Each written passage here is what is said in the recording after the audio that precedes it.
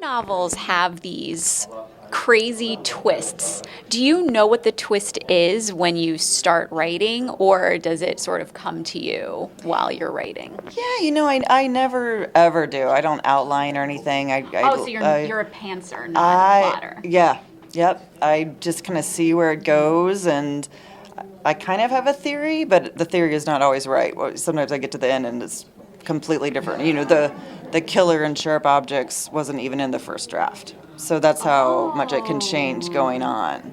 Yeah. Oh, So, interesting. yeah, people will be like, "Oh, I thought so and so was the killer," and I'm like, "Me too." I was wrong, but yeah. Does that lead you to sort of do you have to think about it a lot? Like, oh, is that the right decision? Or once you know, are you like, that's it, they're the killer?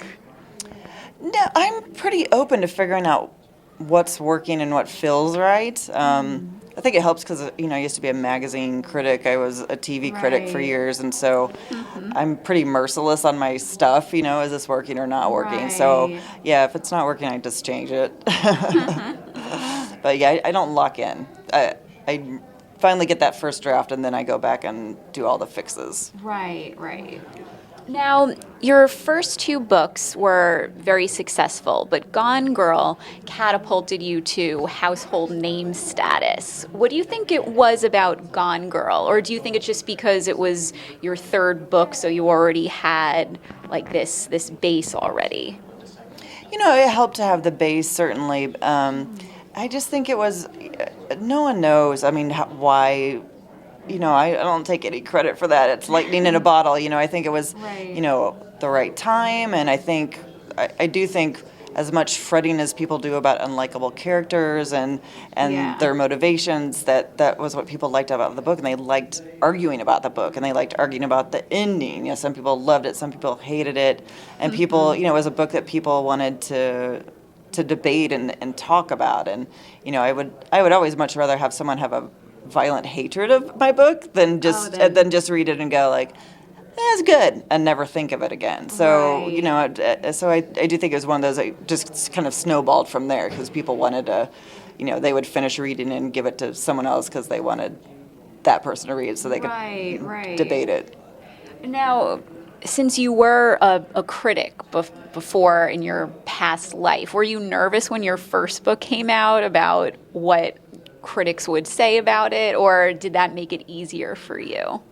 For me, it made it easier just because I knew the process. I knew Right. that, even if I would get a bad review, it was this person's opinion. And it was the same as I was when I was a critic. It's one person eating an egg salad sandwich and, and typing up the review. Right. It's not this sort of mystical, unknown thing. So for me, it Right. kind of demystified it, I think, in a pretty healthy way. Yeah. And then, as a final question, how nerve-wracking is it to have your book get turned into a movie? How nervous were you about how you would feel about it? Well, I mean, with Gone Girl, I was first of all, I got to write the screenplay myself, so Yeah. I stayed extremely involved. I had a director, David Fincher, who was so generous with me and so, kept me involved in every step of the process. So I felt, and he's such a brilliant director that I just Yeah. felt in such good hands. So I think for your first book to movie, there was very little to be nervous about, just because I knew I was in such good hands with him. Right.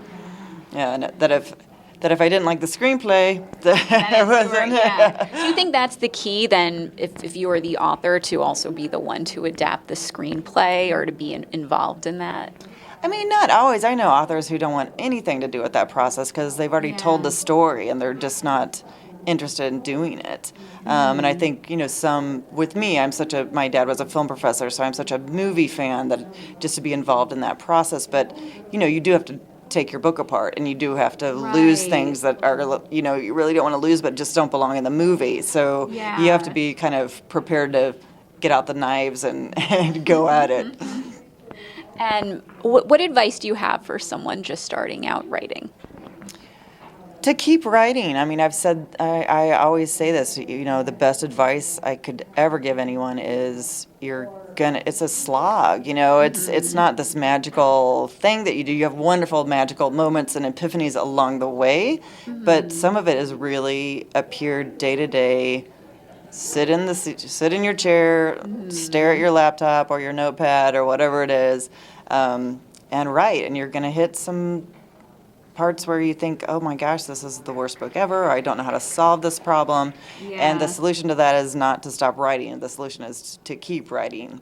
And just, you know, I always say 80% of getting a novel done is pure stubbornness. Yeah. And just going to make this thing get done. Well, thank you so much. Thank you. Nice to meet you. You too.